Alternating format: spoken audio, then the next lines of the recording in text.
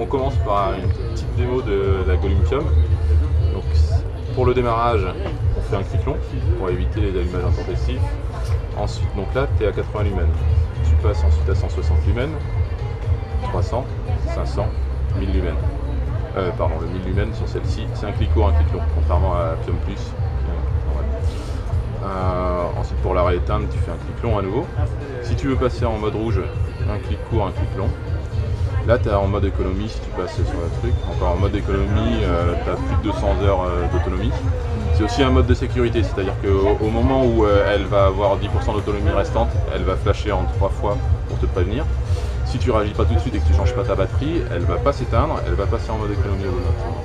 Et là, tu as encore quelques heures pour la changer. Ensuite, un autre mode, là, une fois éteinte, un clic court, un clic long, tu es en mode rouge. Pratique notamment quand tu es en refuge et que tu ne veux pas réveiller tous tes voisins. Et le mode économie, tu peux aussi y accéder par là. Et un mode clignotant, notamment pour à vélo par exemple. Pour le changement de la batterie, ça se passe assez simplement. Donc, tu dévisses simplement le bouchon, tu retires ta batterie, tu mets ta deuxième batterie. Au moment de l'insertion de la batterie, pareil, tu as un test autonomie qui se lance, que tu peux aussi accéder une fois batterie intégrée par un triple clic. Et chaque flash rouge t'indique l'autonomie restante par tranche de 25%. Le boîtier est en aluminium pour 3 raisons. La première, c'est que c'est plus solide que du plastique. Si tu la fais tomber, ça va se déformer, mais ça ne cassera pas. La deuxième raison, c'est que c'est plus léger que du plastique aussi, à même résistance.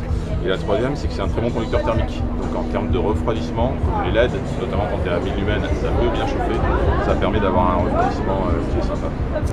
L'inclinaison de la lampe, elle se fait assez facilement. On a des crans sur le boîtier qui est en aluminium ici. Donc tu l'inclines comme tu veux. Tu peux aussi la retirer facilement avec ce système de fixation. Donc pour deux choses. La première, c'est la passer en mode vélo. Donc là, on est en train de réfléchir à un développement d'un support vélo. Et la deuxième, pour les gauchers, c'est un petit gadget, mais ça peut toujours être sympa. Tu peux la changer de sens et mettre ton bouton à gauche plutôt qu'à droite. Donc voilà.